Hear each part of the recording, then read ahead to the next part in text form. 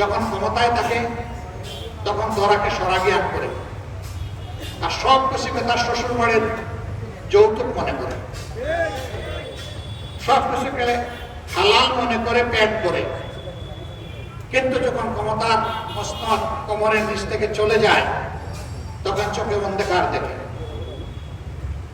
তখন দেশ থেকে একা পালায় না, গোষ্ঠী শুদ্ধ পালায়। বাংলাদেশ জামাত ইসলামী একটি মজলুম সংগঠন। এই সংগঠনের কোন দায়িত্বশীল নেতা দেশ ছেড়ে পালাননি। তাকে বলা হয়েছিল don't come back to Bangladesh. তিনি বলেছিলেন কেন? বলছে যে আপনার নেতৃবৃন্দের প্রতি যা হচ্ছে আপনার প্রতি তাই হবে, কোনো ব্যতিক্রম হবে না। তিনি বলছিলেন ইনশাআল্লাহ আই উইল ফেস, আমি সত্যের উপর, সত্যের পাটাতনের উপর দাঁড়িয়ে আমি মিথ্যার প্রতিবাদ করবো ইনশাআল্লাহ। তাতে যদি আমার জীবন যায় যাবে, আমার দেশে যাবে, আমি পালিয়ে চুরের মতো বিদেশের মাটিতে থাকবো না। দেশের মানুষকে ভালোবাসি, সুতরাং এই মানুষ ছেড়ে আমরা কোথাও গিয়ে শান্তি পাই না। নাম্বার 2, আমরা যেহেতু চুরি চামারি করি না, এই জন্য আমাদের লোকদের কোনো বেগম ভাড়া নাই, থাকবে কোথায়? এই জন্যই ঠিকানা আমাদের একটাই, আলহামদুলিল্লাহ, এটা আল্লাহ তাআলার জন্ম দেওয়া বাংলাদেশ।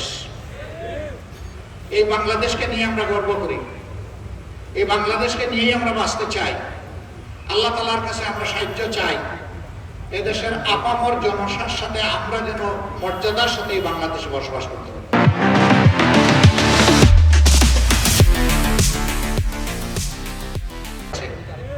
অসংখ্য কর্মীকে গুম করা হয়েছে, শেষ পর্যন্ত দিশাহারা হয়েছে বাংলাদেশ জামাতে ইসলামীকে নিষিদ্ধ ঘোষণা করেছে। এর সাথে ইসলামী ছাত্র শিবির সহ আমাদের সকল সংগঠন। কিন্তু 5 তারিখ সবার প্রথমে জাতিকে অনুরোধ জানিয়েছিলাম, মেহরবানি করে শান্ত থাকুন, ধৈর্য ধরুন, কেউ কারো উপর কোনো প্রতিশোধ নেবেন না।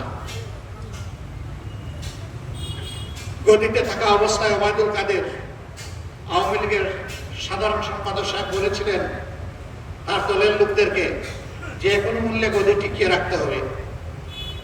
যদি গদি চলে যায়, প্রথম 2 দিনে, চলে যাওয়ার প্রথম 2 দিনে 5 লক্ষ আওয়ামী সন্তানকে হত্যা করা হবে। আলহামদুলিল্লাহ, এ ধরনের বিপ্লব, পরিবর্তন, অভ্যুত্থান যতগুলা দেশ দেখেছে তারা রক্তের স্রোত এবং বন্যা দেখেছে, কিন্তু বাংলাদেশে তা হয়নি। আলহামদুলিল্লাহ, বাংলাদেশের মানুষ আমাদের অনুরোধ রক্ষা করেছে।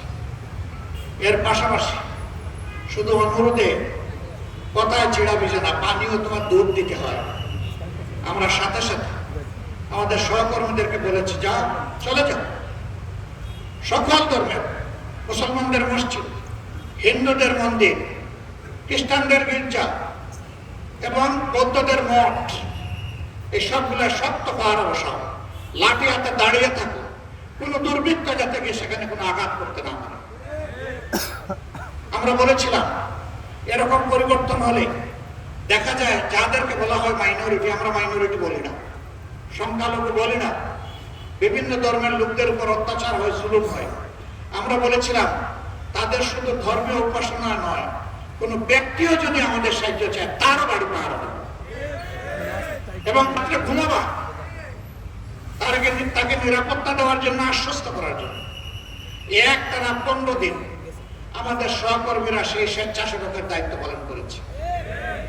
ভালোবাসি, সম্মান করি, এটা তার প্রমাণ।